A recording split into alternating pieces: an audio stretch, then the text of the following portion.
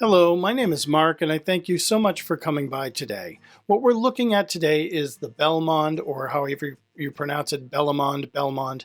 It's a screen protector for an iPad Pro, and you can get them for different size iPads. But what this product is it's a screen protector that also has a surface that mimics Kent paper, which is Kent paper is sort of a Japanese, very light sort of Bristol paper, and it's a great drawing surface, especially for drawing.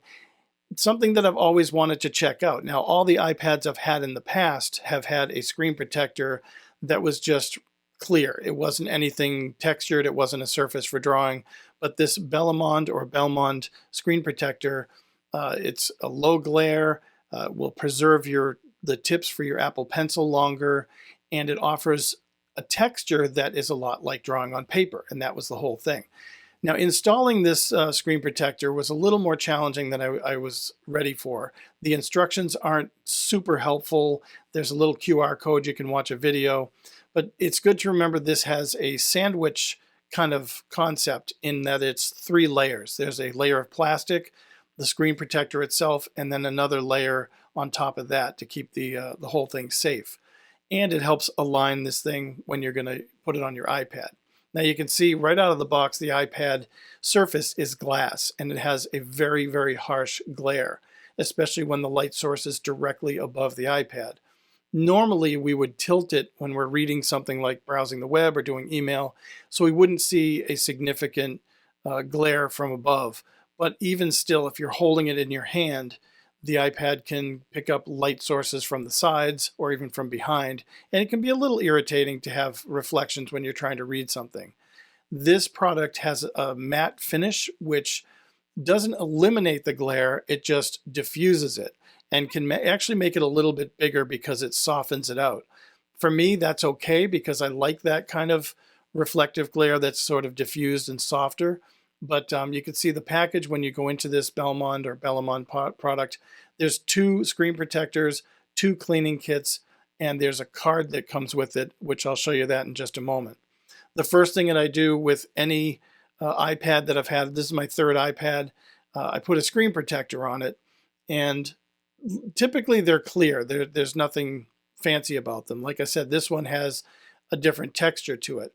But with each iPad I install the screen protectors for, I tape them down. Now, I've watched a lot of videos on how to install these kinds of screen protectors where people have different styles and techniques. I haven't seen anybody talk about taping it down, and this is just something that I've been doing for a long time, so I figured I'd share it with you, and maybe this will help you if you decide to purchase a product like this. Now, taping it down, the point of that is I can slide this around, set it into the exact position I want, making sure that the screen protector is not going to go over the edges on any sides, and it's not going to be shortchanged on any other side. So that's what I don't want. So taping it down snugly will allow me to lift it off before installation and just make sure my placement is right. That's what I'm going for. And so if you have it over a little bit or shortchanged on one side a little bit, it can be a little irritating. It can snag on things, especially if it's over the edge on one side. And that's what you don't want. You want this thing to fit nice and snugly right on there.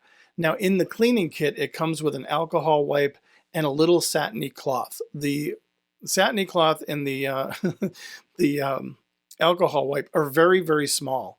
So you got to go with what you got. So I don't usually use alcohol on a screen like this. I would use just a little moisture and a dry cloth.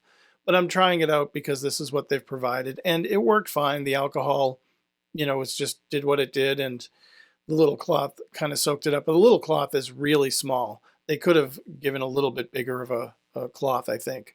So in the end, I would just dismiss that. If I were to put this on another iPad or replace this screen protector, I would definitely just use my regular cloth that I use for my regular screens. That little cloth and the little alcohol wipe, I don't need those. So once I've got the screen clear of dust and it's looking clean, you definitely want to make sure your screen is clean and free of fingerprints or anything like that. So the cleaner the screen is, the better it's going to work with this screen protector, especially when drawing on it. So the first thing I'm going to do, like I said, it's sandwiched into 3 layers. I want to remove that first plastic layer underneath. That's the one that allows me to slide it around and so forth. And you can see the tape is holding it into its position. And that's the beauty of this. Now, once I get that plastic screen off, I'm going to wipe it down one more time just to make sure I got all the dust off. And it looks great. There's no dust on there and no fingerprints. So I'm going to bring down the actual screen protector onto the iPad. And you can see that tape is holding it in place. I just have to make sure the bottom is where I want it to be. And you can see right from the start, air bubbles are forming. That's what this card that they provide you with, Bellemond, provides this little white card to push out the air bubbles. And that's actually a good idea. I would have used a piece of cardboard or something, and it allows you to push down the screen protector in the right way. And you can see, you can just push air bubbles out. It takes a little effort, but they come right out. Normally, I've always had a couple of air bubbles with iPad screen protectors just because the space is so big. It's so much real estate to cover. You're bound to get 1 or 2 little tiny air bubbles. And that was no different from here. What can I say? It's sort of the nature of the beast. If you're a perfectionist and you don't want air bubbles, you'll have to try to be really patient with this. So I pulled off that blue layer, and now we have the screen protector. The screen protector, you can see here, the light shining down is not as sharp now. It does take up more real estate as far as the visual of the light source above, but it's softer and it's not as intrusive as a bright, glaring glass reflected light source. So normally you would use your iPad tilted when you're browsing the web, checking email, or even doing artwork. You would have some kind of tilt on it. So I'm going to leave it flat on the desk with that light source above, and we're going to take a look and see how this thing works as far as drawing goes. Now, I'm using the Apple Pencil. This is the 12.9 iPad Pro. It's pretty new. It's new for me anyway, and so I wanted something that was going to give me a textured surface that felt like drawing. And again, this is supposed to mimic that Kent paper, that light Japanese Bristol type paper. And I'll tell you right from the start, as soon as I felt it with my fingers, I could feel that tooth. It's not huge. It's not like watercolor paper or something. It's just a nice light tooth, and it's very thin. The actual screen protector is very thin. So drawing on it with the Apple Pencil, I've only known drawing on glass, and I don't like drawing on glass. It's not a natural way to draw for me. So using the Apple Pencil on this textured screen protector, it was a whole game changer for me. I love it so far. I think it's fantastic. I haven't been using it too long, so it's still fresh to me, and I'll come back with an update later if I need to.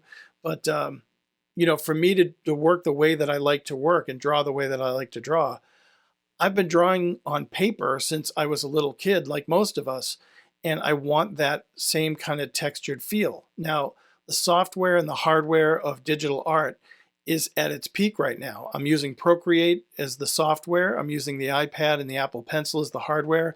And now I'm adding this new element of a textured screen protector to give me the tooth surface that I really like when I draw. I don't like drawing on plastic or glass. It's not fun. It's not natural. Even with a Sharpie, drawing on glass can be a little tough. But I don't just use this for drawing. I use it to watch movies too. So how does it look watching a movie? I can only say that yes, there is a diffused quality about the video. It's not as crystal clear as it would be without this screen protector. But I'm looking at the benefits versus the non-benefits. And to me, watching a movie was just fine. I had no problem watching video on this. And as far as doing emails or even just browsing the web, I'm looking at my own website right here to see how my own work looks through this screen protector. And honestly, it kind of made my work look a little better. That matte finish, instead of that highly reflective glass finish, was much more appealing to me than it was, you know, looking at a shiny glass surface. It's a whole different experience.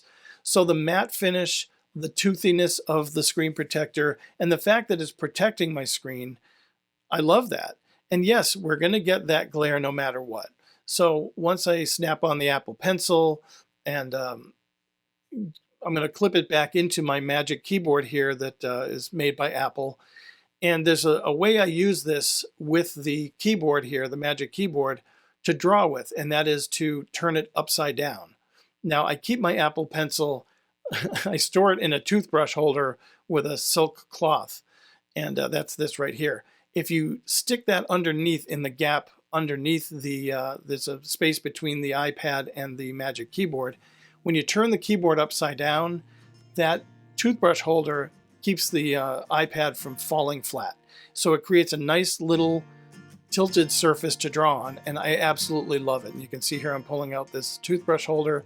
That's the way I work with this. This is how I've been working for the past year or so, and I absolutely love it. This is going to be a game changer. This new drawing surface is just wonderful. I really, really love it, and I can't wait to do more and show you what I do. And if you like this video, I hope you'll subscribe. Thank you so much for watching. I've got a lot more content coming up. And if you have any questions, please feel free to ask down below. And as always, thank you and God bless.